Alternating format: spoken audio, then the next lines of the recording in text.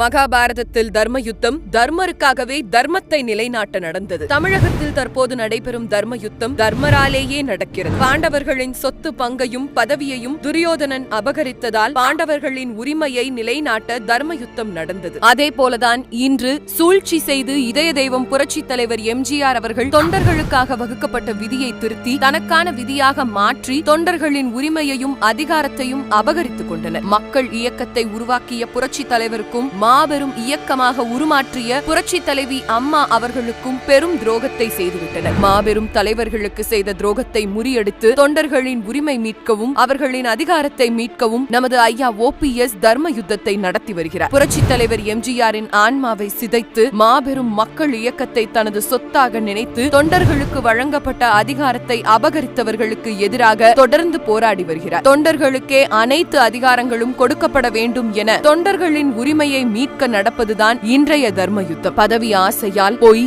சூது, நம்பிக்கை துரோகம், உண்ட வீட்டிற்கே துரோகம் என அன்றாடம் அதர்மத்தை செய்து தற்கால அரசனாக தனக்குத்தானே முடிசூட்டிக் கொண்டு தானே அரசன் தானே மந்திரி என தனக்குத்தானே தம்பட்டம் அடித்துக் கொண்டு கழகத்தை அழித்து வருகின்றனர். தொண்டரே தலைவரை தேர்ந்தெடுக்கும் உரிமையை அளித்த இதய தெய்வம் புரட்சி தலைவர் எம்ஜிஆரால் நிறுவப்பட்ட அண்ணா திராவிட முன்னேற்ற கழகத்தின் சட்ட விதிகளை திருத்தி இதய தெய்வம் புரட்சி தலைவி அம்மா அவர்களுக்கு வழங்கப்பட்ட நிரந்தர பொதுச் செயலாளர் பதவியை அபகரித்து செல்லாத செயற்குழு பொதுக்குழுவின் மூலம் போலி பொதுச் செயலாளர் என்பதை தனக்குத்தானே சூட்டி மகிழ்ந்து 10 மாவட்ட செயலாளர்கள் முன்மொழிய வேண்டும், 10 மாவட்ட செயலாளர்கள் வழிமொழிய வேண்டும், 5 ஆண்டு காலம் தலைமை கழக நிர்வாகியாக இருந்திருக்க வேண்டும் என விதிகளை திருத்தி குண்டர்களின் தலைவருக்கான தேர்தலாக மாற்றி வசதி படைத்தோர்களுக்கான இயக்கமாக ஒரு மாபெரும் மக்கள் கழகத்தை மாற்றி பண வெறியாலும் பதவி வெறியாலும் கழகத்தை தொடர் தோல்வி அடைய வைத்தனர். புரட்சி தலைவர் மற்றும் புரட்சி தலைவி அம்மா அவர்களின் விசுவாசம் கொண்டு இன்றைக்கும் அண்ணா திராவிட முன்னேற்ற கழகத்தின் தர்மனாக இருந்து கழக தொண்டர்களின் உரிமைகளுக்காக போராடி கொண்டிருக்கும் கழகத்தின் நிரந்தர ஒருங்கிணைப்பாளர் தர்ம யுத்த நாயகன் ஐயா OPS கழகத்தின் இணைப்பிற்காக ஒன்றுபட்ட அதிமுகவை உருவாக்கிவிட வேண்டும் என்பதற்காக இரவு பகல் பார்க்காமல் இயங்கிக் கொண்டிருக்கிறார்கள். ஒன்றுபட்ட அதிமுக தான் உண்மையான அதிமுக. ஒன்றுபட்ட அதிமுகவால் மட்டுமே தொடர் தோல்வியை தவிர்க்க முடியும். ஒன்றுபட்ட அதிமுகவால் மட்டுமே